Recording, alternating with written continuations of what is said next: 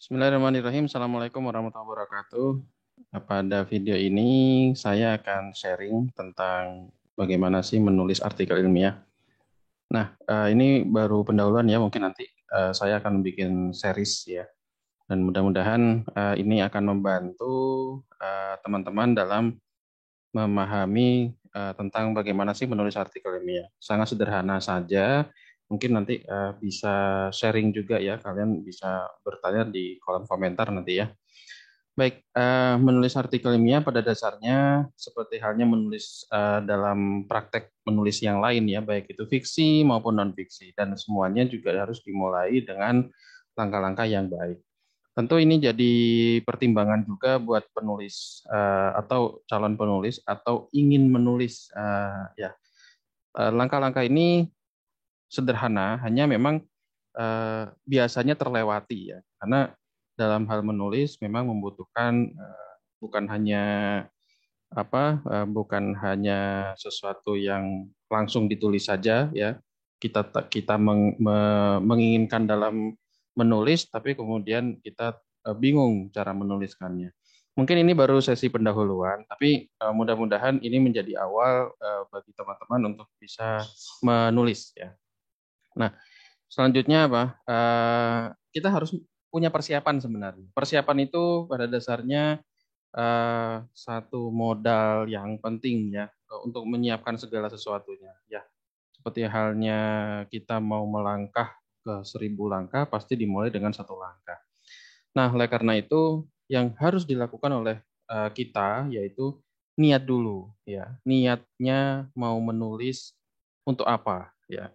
Dalam hal niat ini tentu segala sesuatunya harus baik ya.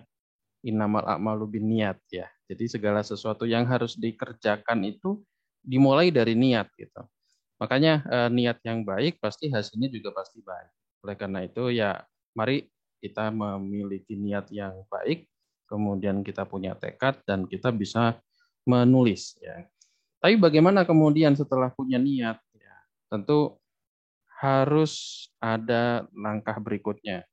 Yang kedua adalah referensi. Nah, referensi dalam kegiatan menulis ini sangat penting sekali karena dengan adanya referensi kita bisa menuliskan ya dari awal sampai akhir sampai tuntas. Gitu.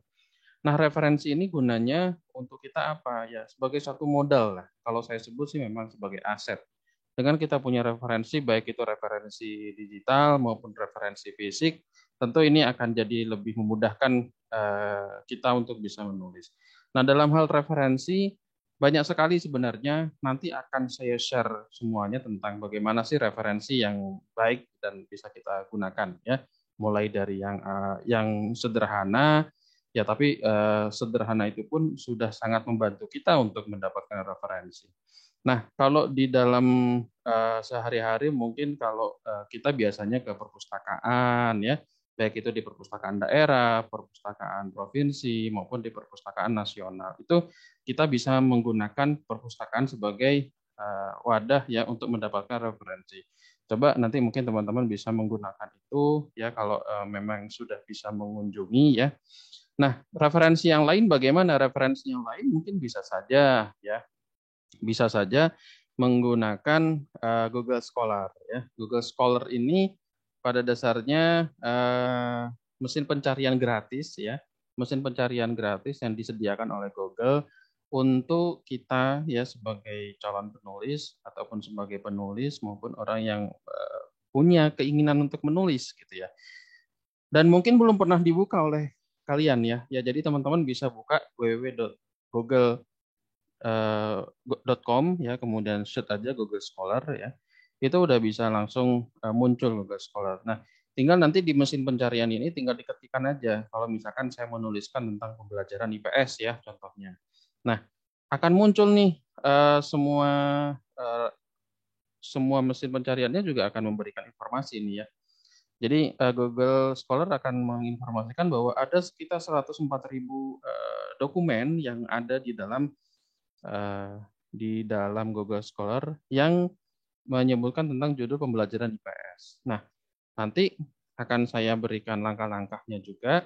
tentang bagaimana sih mengunduhnya, kemudian bagaimana menggunakannya. Nah, kemudian apa yang setelah kita memiliki referensi, ya, referensi ini bisa dalam bentuk artikel maupun dalam bentuk disertasi, skripsi maupun tesis, bahkan juga buku, ya. Kalau buku tadi saya menyebutkan di toko buku mungkin bisa disediakan di toko-toko buku.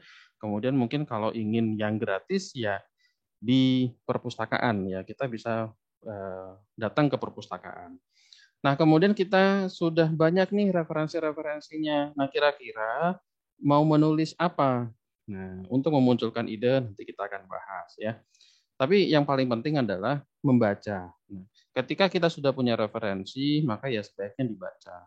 Maka dengan cara kita membaca, maka kita punya ide untuk menulis. Nah, baca dan tulis itu satu kesatuan yang tidak boleh dipisahkan. Kita punya bakat menulis, tapi kita tidak punya kemauan untuk membaca, ya sama saja. Ya tidak akan ada istilahnya tulisan bagus tanpa dengan bacaan yang bagus. Manfaatkan beberapa referensi yang gratis, tapi kita mendapatkan ilmu yang luar biasa banyak. Nah, ini juga bermanfaat untuk semua profesi sebenarnya ya. Mahasiswa juga bisa, bahkan anak-anak di sekolah dasar untuk diajak untuk mencari referensi sekarang juga justru lebih mudah dengan adanya gawai ya. Kemudian mahasiswa, kemudian guru maupun dosen dan lain sebagainya itu sudah dapat diakses ya untuk bisa mendapatkan referensi yang maksimal dan itu gratis. Nah, sekarang tinggal bagaimana nih memunculkan niatnya ya. Niat yang benar-benar niat ya sehingga niat yang baik itu akan bisa mendapatkan hasil yang baik. Mudah-mudahan dengan ini kita bisa bisa mendapatkan tulisan ya ataupun menulis artikel ilmiah. Nanti saya akan share banyak hal, tapi boleh request topik-topik apa saja yang akan kita bahas ya di video berikutnya. Terima kasih. Assalamualaikum warahmatullahi wabarakatuh.